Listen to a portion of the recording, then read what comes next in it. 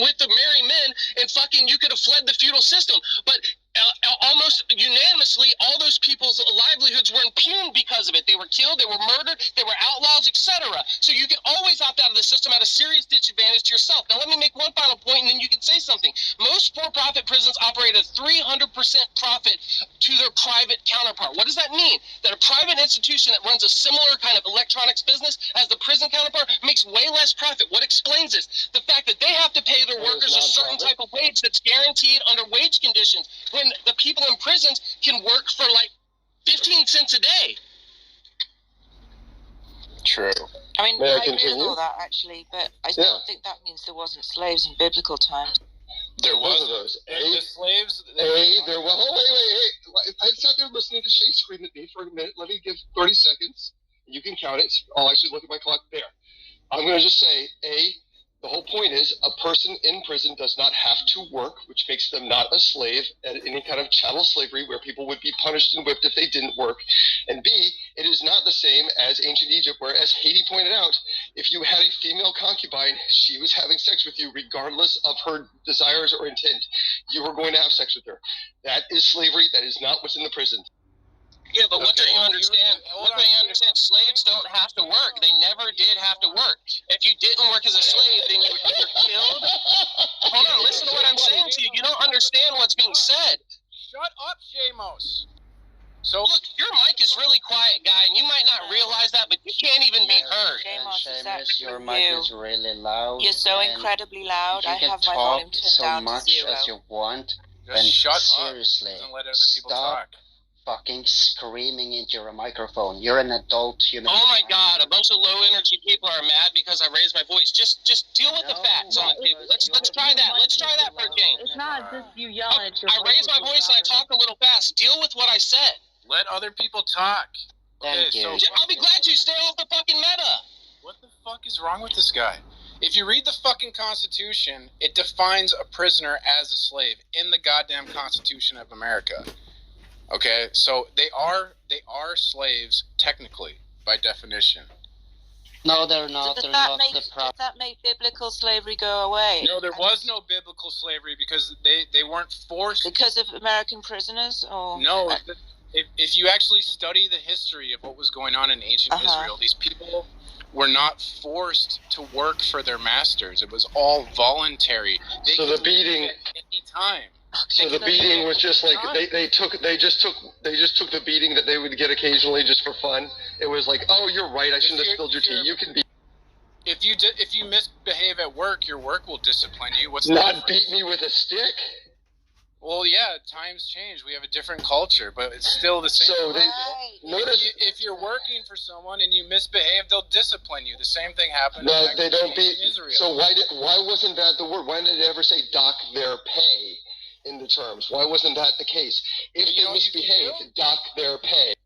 If you have an abusive boss, you can quit your job and get another job. Guess what these slaves could do? They could not do that. Slaves could do the exact same thing. They could not do that. Abusive. They could go screw you, and they could go work for another master. No, they could not. You have a very funny definition of EBK. I think you have a very, very interesting word of how slavery worked in the ancient times. EBK, you are a hilarious. Yeah, because I've read the history. I didn't just, plain read the text and then have this Dunning-Kruger. No. I plain read the text and then just read the text. Instead, I decided I didn't want slavery to be present, so I did everything I could to not be there. Out of context, you don't care about the history. You don't care. Your argument is just that you can choose your slave master, therefore you're not a slave. That's stupid. All that matters is your confirmation bias and anything in the Bible. Did Romans own slaves? Let me, out of curiosity, what slavery did exist in those times? Out of purest curiosity, do you recognize any slavery that existed between, say, like 1000 BCE and 200 BCE? Did any slaves exist? The Christians ended slavery in Rome. Let me try that again. I asked, did any slavery exist? Just start with that. What, like the antebellum slavery was a thing? No. We're talking about the times of the Bible. Did any slave in the ancient world was slavery in existence? Because you're saying the Israelites didn't have slaves, but did other countries have slaves? I assume so, but I've never done research Oh, on I that. thought you were the expert. I'm sorry. I thought you'd done. And why do you just assume? So you No, I assume just though, did- based on what context? Based on what context do you assume that there was? I haven't really done research into it. I couldn't say. Oh, So there was no. we were idiots and we hadn't read anything. Well, I know And that if you like do the research, you would know X, Y, Z. So I just assumed you were had some basic knowledge Well, I of know Egypt the had ancient slavery. world. So I guess you don't, right? there was slavery in Egypt, so I know that there was slavery in Egypt, Right. but there wasn't the type of slavery. And we also know that Christianity ended the I guess we know that Christianity ended the non-existent slave. Yeah, there was slavery in ancient China. There's instances of slavery all over history if you know where to look, and it's not controversial. Like Genghis Khan engaged in it, Alexander the Great engaged in it, the Roman Empire engaged in it heavily. These were some of the largest empires in the world. The Turkish Empire did, the Byzantine Empire did to some degree. So let's sit here and not put. One thing that I don't like is when people play I've been around the debate game a long time, Haiti, and I see it like you, but it's called quiz show. And this is what happens. You just ask them a quiz show question, and if they can't answer that specific question, you just try to undermine every other thing that they've said in the entire conversation. And that's not So helpful. when you stop talking. Listen, he made a claim that he had more knowledge than everyone else, right? And the thing that Rab Scuttle asked was not quiz show. It was to make the point that there was slavery everywhere at the time. He's claiming there was no slavery in Israel, right? Based on what? Based What's on his argument well, I other read, than what I he's read, read in the Bible? okay, I I mean- read academic books. I got this from a historian named Jacques Ellul. Here, I'll read. This is from one of the books I have. Not all at once, but progressively under Christian influence, and not because of technical improvements, as is often stated today, slavery disappeared in the Roman Empire. It persisted, however, in remote corners of the Carolingian Empire.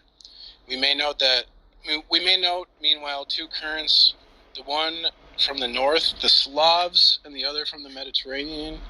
Yet the incidence of this is negligible and episodic. The general thesis that there was no more slavery in Christendom is true.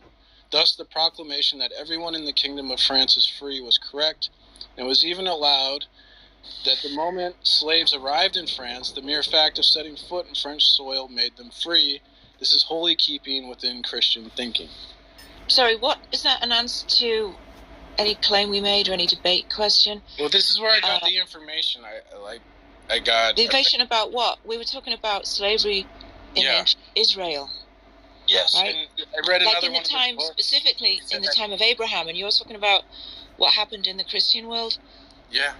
Hey, Charlemagne. What has that got to do with it? I'm saying, like, I get my information from these books. This is an academic book written by a Yeah, historian. What's your And point? then another one of his books, he says that there was virtually no slavery in ancient Israel like there was in Egypt. Okay. I mean, That this is is just- just So you history. read, That is why didn't you strange, read that Levi. text? Leviticus. And Yes. have you read your Bible? Yeah, you haven't read Leviticus. Have you read the laws? Oh my God. Yes. You haven't read Leviticus, though, because if we look at Leviticus 19:33, verse 33 through 34, it Exactly. says- Seems like a lot of laws regulating things that's not happening. That's kind of the issue, right? There's a huge number of laws regulating an activity that's not. I'm happy to read Leviticus. It says right here, when a foreigner resides among you in your land, do not mistreat them. Is Do you that think is that a enslaving- slave, or just a traveler, A tourist, foreigner. businessman? Are all foreigners It could- slaves, Is that EBK? that person you It could bought? refer, yeah, I would say it refers to slaves, yeah. Oh really? Okay. Yeah. Sounds Because like- right after that, it says, the foreigner residing among you must be treated as your native born. Love them as yourself, for you were foreigners in Egypt. So when they were foreigners in Egypt, they were slaves. And it's saying when a foreigner resides among you in your own land, do not mistreat them, right? So do you think it's loving someone That's to a bit- buy them and sell So them? EBK, a traveler that comes, a traveler that's coming. So EBK, the other reading of this is the traveler that comes through your area. You should be nice to them so that you can actually engage with trade in their kingdom, and you can go to them and they're not Yeah, going to but beat the you. second So, yeah. verse he provided undermines that. nice. Think about it. He said, you were foreigners in Egypt. And it's true that they Yes. were slaves in Egypt. So the second verse But this- undermines what you just said. No, it doesn't. It's actually you were foreigners. Yes, to it be nice to does, foreigners. because he's using foreigners to refer to Then why- slaves. No, he's not. Yes, he is. They were slaves in Egypt, and he just referred to them as said, "You were foreigners, for you were foreigners in Then why- Egypt." okay, They were slaves then in why- entirety in they- Egypt. They had a total chance here. Let me just ask then. You had the total ability to use the word slave instead of foreigner. Why choose one word over the other? What do you mean? They're interchangeable. Look at the context. Why are you being Foreigner and- Why are you foreigner being and deliberately slave are obtuse? See, I'm sorry, foreigner I mean, and look, slave I'm are not even a interchangeable words. fan of these type of arguments, but I pride myself as being somewhat of an honest individual. And if in the very next sentence he uses foreigners interchangeably with them being in Egypt the entire time they were slaves, then he's got somewhat of a point here. He does not have a point. Oh my, I mean, you can't be reasoned with. You can't be reasoned with. No. I'll just bow out. I'm not interested. Yeah, Great, because they don't want to put the verses in context. They're so desperate. No. I wouldn't even talk to them. They can't be That's reasoned with. If he can't be reasoned with past that point there, then just give up. He's an unreasonable person. So, I don't even like the argument. I'm not even interested in arguments for slavery, but I can't ignore that gives evidence to his claim. The statement easily could have been, you be kind to slaves because you were slaves in Egypt. And that would have been a much stronger statement, right? The statement was, you were Basically foreigners. what it said. And there, Oh my God! Listen to this guy ignore context and be deliberately obtuse. You're And so the point dishonest. is, even though you were slaves, you were foreigners in Egypt. That's the point. You were Is there an foreigners in this honest other country. atheist in this That'd be room nice. that can do they? Is there an honest atheist in this room that would like to just admit that context does say that in that context foreigners are slaves are being referred to as foreigners? Because So wait, is there any honest atheist context? Hold on, I've heard your opinion. I've heard your opinion. I'm asking the room. I've heard your opinion. Foreigners. It's kind of a Are joke. there any honest atheists present that have a different view than him? I've heard your opinion. I know what your view is. Is there any other honest atheists around that have a different opinion? Well, my understanding is that foreign-born slaves who are not Hebrew were treated worse than Hebrew slaves. So it doesn't seem to follow that it's some kind of rule on how to treat your foreign slaves, when we know in Leviticus they had different rules for the different kinds of slaves. Do you think your understanding might be wrong, given the fact that it says Well, that's what- right? Do you think your understanding might be wrong, given that you I'm saying we should just put all that to the side, Haiti. All I'm interested right now for this current second is just whether or not in that sentence the word foreigner or the word foreigners is being used to refer to a group that was unanimously slaves. That's all I'm asking. Okay, that's true. The word foreigner is being used to refer to a group that was unanimously slave, but it's the subset of properties. You were slaves and foreigners. And it's saying, yes, you were foreigners and you were slaves is the other part. But yes, in Egypt you were foreigners. I'm not disagreeing that they were foreigners, right? But they were also slaves. It doesn't. But that's just going to mean that there are going to be some slaves that are going to be considered foreign. You are equivocating the two words. And No, what I'm saying is if it's true that they were slaves and foreigners, then it's going to both be true that there are going to be slaves and foreigners in Israel society, which would just mean if they are a foreigner, you ought to treat them well, regardless if they are a slave. You treat them nice because they're a foreigner. You can do whatever you want because they're a slave, right? So No. Listen to what I'm saying. There's a group. Let me put it this way, Shay. If a traveler comes through with 10 slaves, and he's like, hey, yes, I'm a traveler from Sumeria or wherever, and I'm coming through with my 10 slaves, and I'm like, hey, welcome on, let's be nice to you, and we won't abuse your property, which are these 10 slaves. No, that that's would not be what's in line with this. It's 100% in line. Listen. What he's basically saying is, if you've agreed that when he's referring to them as foreigners, all of the people in that group were slaves, right? And so what he's basically saying is that you can both be a foreigner and a slave simultaneously. You agree with that, right? Yeah. If you do agree with that, that means that there are going to be some slaves in Israel that are also foreigners. Now, if you are a foreigner, regardless of your slave capacity, you need to be afforded those rights. Now, look, that just follows by, by logical deduction. Hold on, that follows by logical deduction. Let me just, hold on, let's go through the logical deduction. Yes. Hold on. Okay, let's go through the logical deduction very slowly. So You've agreed there were rectangles in Egypt. Please, and sir. we would agree that there were rectangles in Egypt. So there were Please, rectangles. sir, I just Now, want to if there are say... squares. I mean, this is unbelievable. It's literally logically deducible. You need to let people finish their sentence. You're over talking. Godless, are you here? Look, if you can be a slave and a foreigner at the same time, and he's saying treat foreigners well, then it follows that there are going to be some slaves within Israel that are foreigners, and if they are foreigners, they ought to be treated well. Godless. That just follows by, that's a straight categorical syllogism. That's literally modus ponens. Godless, who do you think is more attractive, Shamos or Darth Arianis? Me by far. Shamos is really conventionally attractive, but I think he's aged poorly, and Darth Arianis has youth on his side, so... I don't know what I think Arianis looks like. How do you know what... Oh, okay. And you don't abuse other people's property, so I think that's kind of the issue there. So, forgotten what I was going to say. So, Ebat, do you think that the foreign slaves in Israel were treated well because of that line in the, saying that, because we were once foreigners too?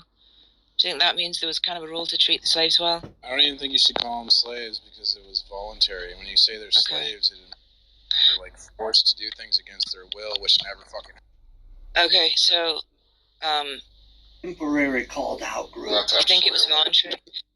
So, the line about buying slaves in the countries around you, what do you make of that? That's talking about like hiring workers, right? Oh, hiring workers, got it. And, So, hire your workers from the countries around you. That seems weird. hiring them? Well, in I'm America, almost we as have bold different- as we have- to say No, that it's- these people listen. are not Christian because they are not following the Leviticus laws. I mean, and Jesus came to the earth and said that not a jot and tittle will be changed or taken away. I'm here to fulfill everything in the Old Testament. I mean, are you Christians or are you not? Well, we don't have to follow any of the Old Testament commands. Okay, My so entire- Except for the top 10. Read Romans 13, verse 8. Paul makes a I distinction. mean, if you Gentile- take even away anything Gentiles from the are- Bible, Jesus says Godless, that who is you that? will be the least in heaven. Anders, the Bible says the only command that we have to follow, we don't have to follow the 10 commandments, we only have to follow one 630. command. No, the Bible says in Romans 13, verse 8, we only have to follow the command to love one another. That's the only commandment we have to follow. That's it. But which of the 10 commandment lists are you following? There are 3 separate ones. Jesus said we have to love God and love others. That's the only thing we have to do. We don't have to follow the law. Did Jesus say that not a jot or tittle shall be taken away or changed? Yes. Okay. So if you understand the implication of that sentence, what it means, the baggage that it carries with it, you would logically understand the conclusion would be what it is. You are not following your own book. You don't even understand the book. Of course I do. I mean, I have You've Christian demonstrated family that you members. don't. Because read Romans 8. I 13, talk to verse people 8. that explain to me all of this, and I usually go with when it comes to like biblical historicity and what's taken to be consensus or canon. I go with actually the majority there. Well, Jesus is against morality and law, right?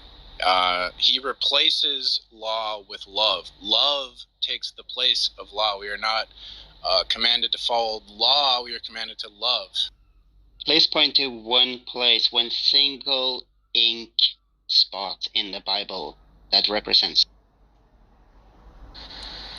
Jesus sets an example of how to love other people through his life and how he treated other people and stuff. No, he was 33 years. There were like a couple of months of his life recorded. I mean, he didn't do shit compared to me. I mean, there's more history of me on Facebook since 2007 than there is for Jesus. The amount of information about me is more than of Jesus. Because he was 33, we only knew about him as an infant. 12, 33, dead. And That's the best way to describe a mythological creature or human being, because you don't have to like fill in all the 31 other.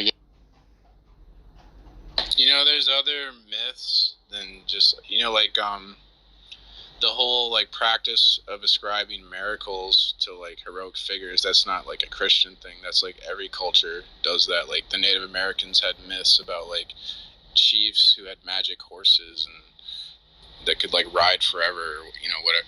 There's like mythology in every culture. So it doesn't mean like it's not true. It doesn't mean like the chief didn't exist. You're absolutely correct, Levi. It doesn't mean that it's not true. We are looking for a reason to believe that it is true. Sorry, did I say correct? The reason there's no reason to say that it's false, but we are looking for something to tell that it or indicate that it is. But you shouldn't believe in God because of reason. You should believe in God because of faith.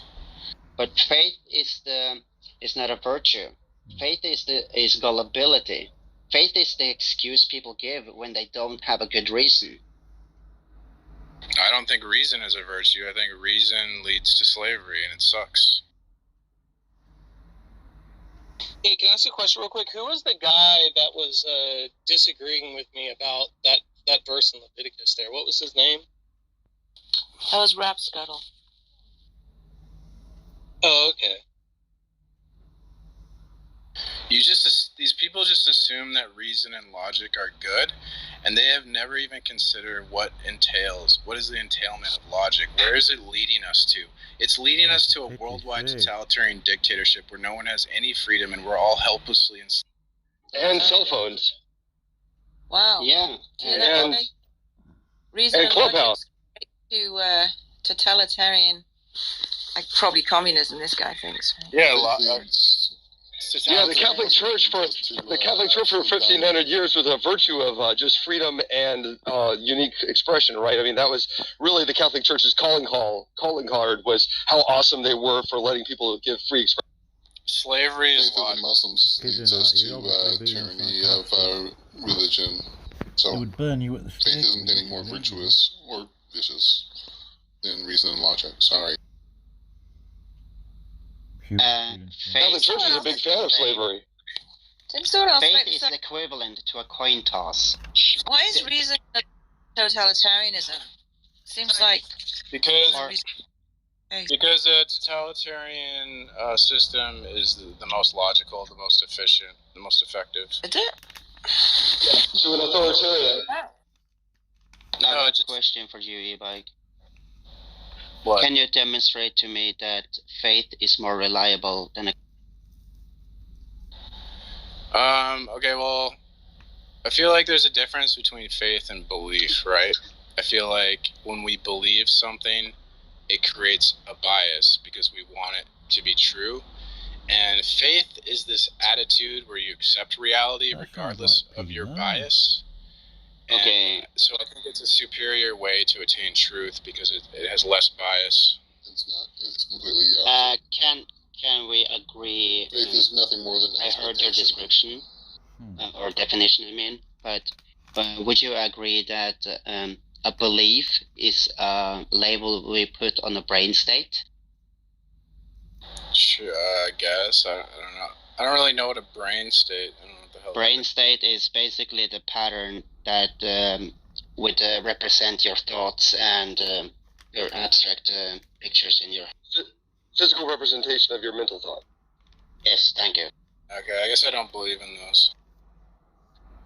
Okay, yeah, because of the soul. Yeah, okay. Can I jump in real fast, Anders? There's something very interesting I liked. I get this now. Actually, thank you very much, E-Bike. You actually explained something to me. I get it. If you think that reason leads to totalitarianism, I actually think because your mindset is such that you very much want power to make right. You very much want an all-powerful God to tell you everything is correct. So therefore you assume that anyone that doesn't believe in God is going to make a man into that position because you would do the same if you didn't believe in God. You would want something all-powerful to lead you. And so you're having a hard time understanding why a lot of people are saying, no, that's not how I would actually want the world to work out. And so it's that mental state that you're going into. I like that. Yeah, that's spot on, Ramscuttle. His armchair psychology is lame. Yeah, Just ask him, like, No, but I e-bike, mean, like, there's a e-bike, point you there, there, Altoid. e-bike, you Yeah, sorry, you there, there's a point e-bike. there, though, right? Because this common theme of you are your own god, it's like a super common apologetics. Yeah, I don't really care, like, you're there, e-bike, are you there? Yes. Yeah, why don't you hit your hand with a hammer, like, over and over? Why don't you do that? Because it hurts. Why does that matter? I suppose it doesn't. Okay, then do it. I hope that's not your moral system, dude. Because then people can just walk up to you and just punch you in the face, and it's okay. But you're Oh boy. What? because he said that didn't care. It doesn't matter. E-bike thinks that reason leads you to like bad outcomes, but he hasn't really said why. What? I mean, he just rejects rationality, right? So, I mean, if it's the case that he doesn't desire pain, then we can, make a lot of deductions from that, right? Where, like, if he's gonna reject rationality, I mean, it would be irrational for him to do things, all else equal, that he doesn't desire, like hit himself in the hand with a hammer over and over. But if he throws rationality through the window, I don't see what the constraint is on saying he should do that. I don't have to reject it entirely. I could just realize its limits and that it sucks. Most people call that cherry picking, like unless you can forward a standard by which to adjudicate in which instances you use it and don't use it by some standard. If you're just making arbitrary decisions not by a standard, then I mean, you don't really have anything. Don't make arbitrary decisions. You gotta have a standard. No, I think we should be arbitrary. No, man. No. What I'm saying is, if he says, no, listen to what I'm saying. If he says, look, sometimes I use reason, sometimes I don't, right? And then, well, one might ask, okay, well, do you have a system by which that tells you in what instances that you're okay with using reason and which aren't? And what system broadly explains that? If it's not, it's just whenever the fuck he finds himself in philosophical trouble, he rejects rationality. And so that's a problem. Why? Because why would any of you debate a guy like that, right? Who doesn't have a standard for when he invokes rational reason. He just uses it when it pleases him. I would never debate a guy like that. So you either A, give a standard, or rational people shouldn't talk with you. But I'm pretty sure a lot of these atheists or whoever the hell else, they'll just talk to you forever, right? Well, they have no standards. This is where I tried to go when I was interrupted when I was asking E-Bike these questions, because he says that he is using faith. Okay, can you define faith?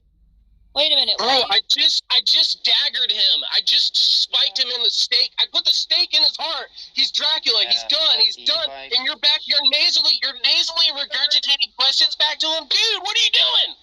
Okay, listen. Dead. Jamos made a good point. Why are we talking to this guy if he rejects rationality? What's the point? I have the same question to you, Haiti. Why you talk to Matt and John then? I don't think they openly reject rationality, even though they're not very rational. I'm not saying they are doing that, but they are doing a lot of other things. Well, that's whataboutism then. I mean, we're talking about this guy who just said he rejects rationality, thinks for some reason if we embrace reason, we'll all end up in a sort of Soviet-style totalitarian state, which he hasn't actually demonstrated why. But also, why even ask him? Because he won't use reason, right? He thinks it's bad. So, what's the point?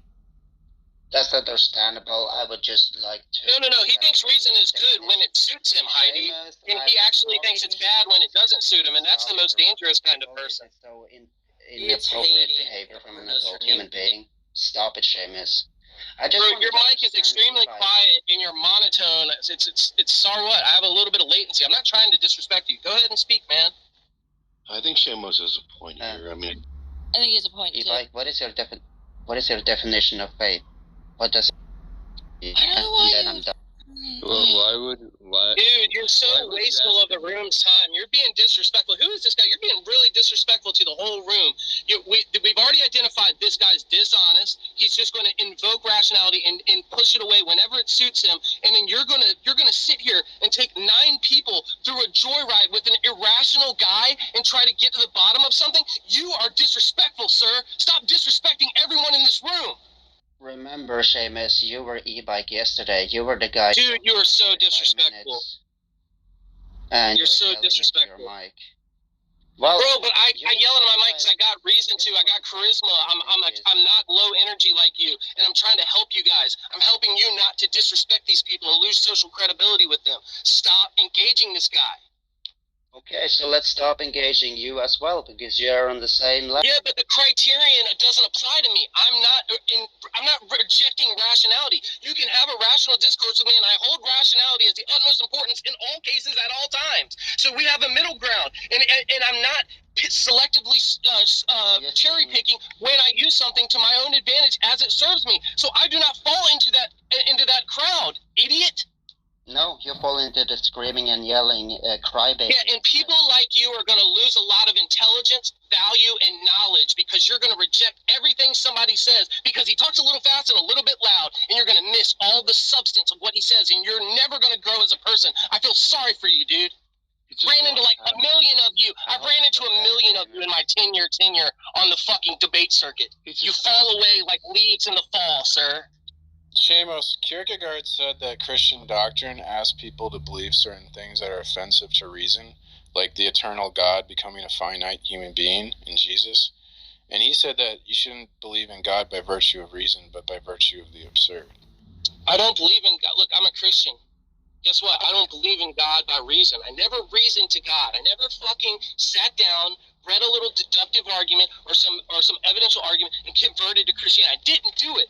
Okay, so I believe you there. I'm with you on that one. I never came to Christianity from reason. My faith is impregnable to reason.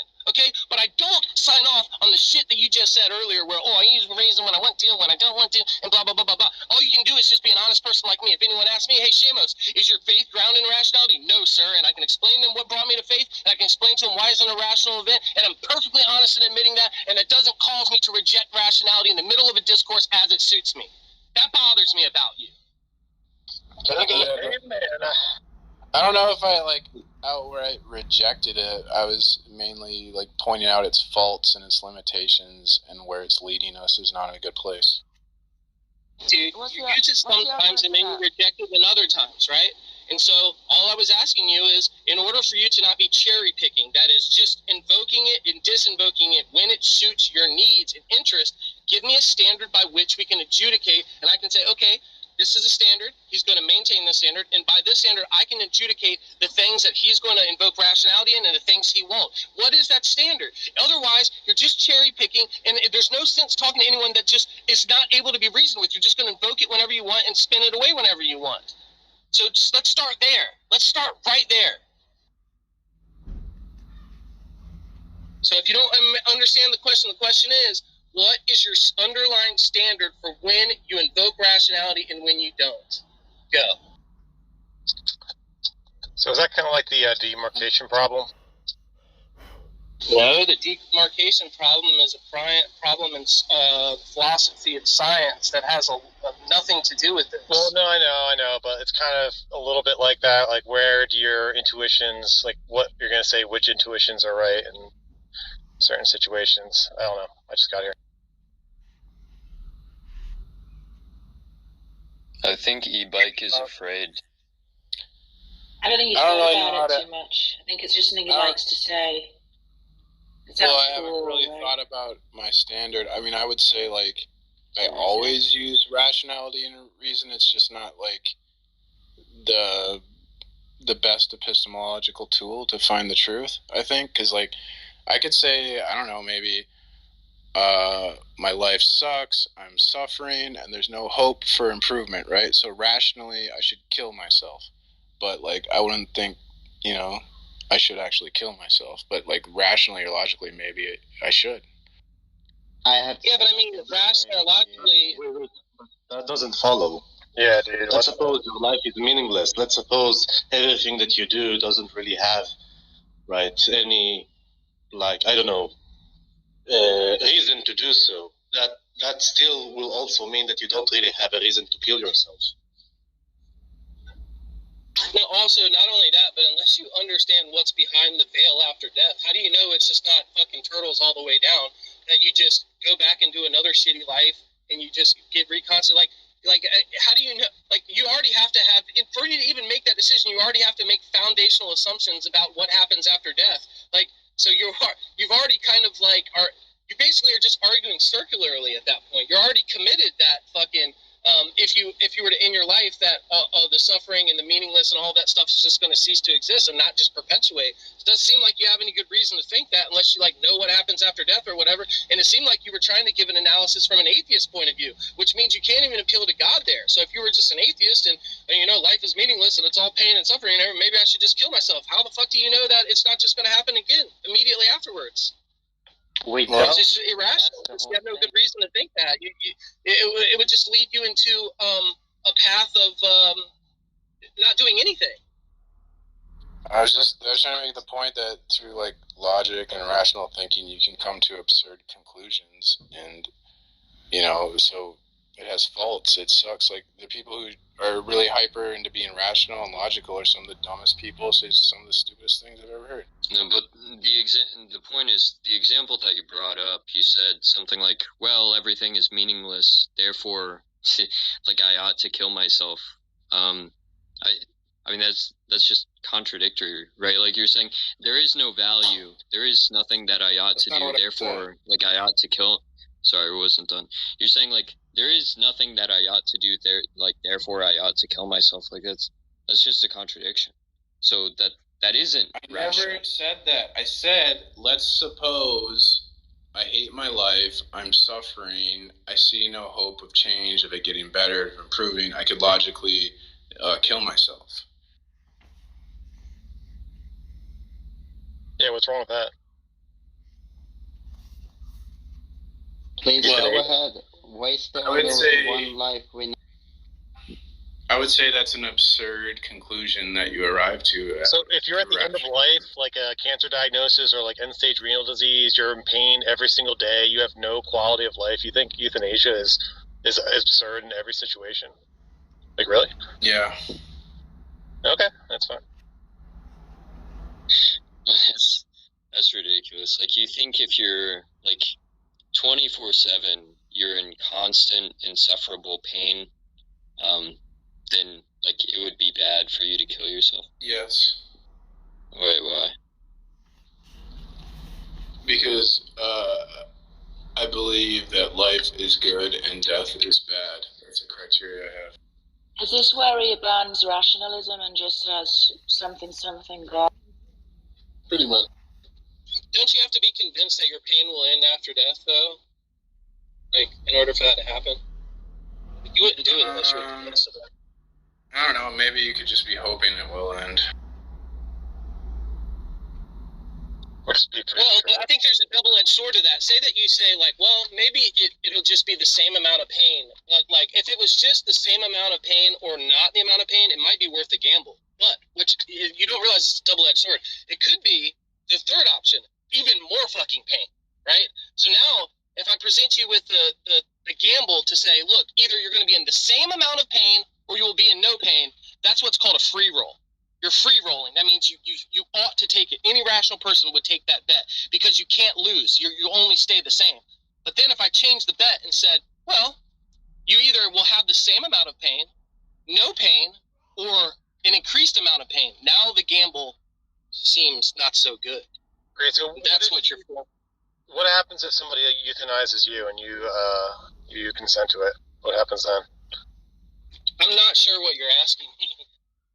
Yeah, I mean, are you just talking about, like, killing yourself by your own hands? Are you going to say it's equivalent, it's going to send you to hell? I guess that's what you're getting at. Or anything. It doesn't have to be hell or just anything. Like, I'm just proceeding under the assumption that you have no fucking clue what happens after death. You can be like, yeah, it could be nothing. You could be sure that the rest of your life is every second, like Altoid said, excruciating pain, right? And you have reason to believe that you're probably not going to have that pain after you die. may not be the case, right? But what you know you're gaining is the avoidance of the excruciating pain that is certain, right? Right, but that's only if, and I agree with that inference, only if you think that the likelihood of your pain increasing is going to be non-zero, and there's no probability that your pain would increase. Well, don't people? And so that seems. I mean, huh? Don't people gamble? Don't people? Do you think that there's not going to be any? Yeah, but like I take it that most instances that you're going to point to of gambling are going to be irrational. Like the most instances you're going to put, like say I walk down and I place a straight line bet on black at a roulette table. That's irrational. The reason why that's irrational is because if we ran the numbers in a simulation, I could show you that because there's 00 and 0, that in fact you will lose your money 2% of the time. So if you place $100 bill on black, you're actually going to lose on average 98. I mean, you're going to lose on average $2 per spin. So you spin that sucker 50 times, you lost all your money. That's called a bad. It's irrational. Yeah, that's a bad bet. No, it's called being irrational. Yeah, because it's a bad bet. I agree. I mean, gambling, people gamble for fun or because they're addicted, right? Not because they're trying to build a 401k. What I'm saying is that if somebody is certain or pretty sure that the afterlife doesn't contain the pain that they're suffering now, though they are understanding that they could be wrong, what they'll be gambling for is like that small chance of being wrong in their mind, and then also having the gain of avoiding the excruciating pain that they're suffering now. Yeah, but Jeff, I just explained to you how that works. Listen, I just explained to you how that works. Imagine that you're in pain, right? And you would like to end your pain, right? And you think that there's a small percentage chance that death may end your pain, although there might be another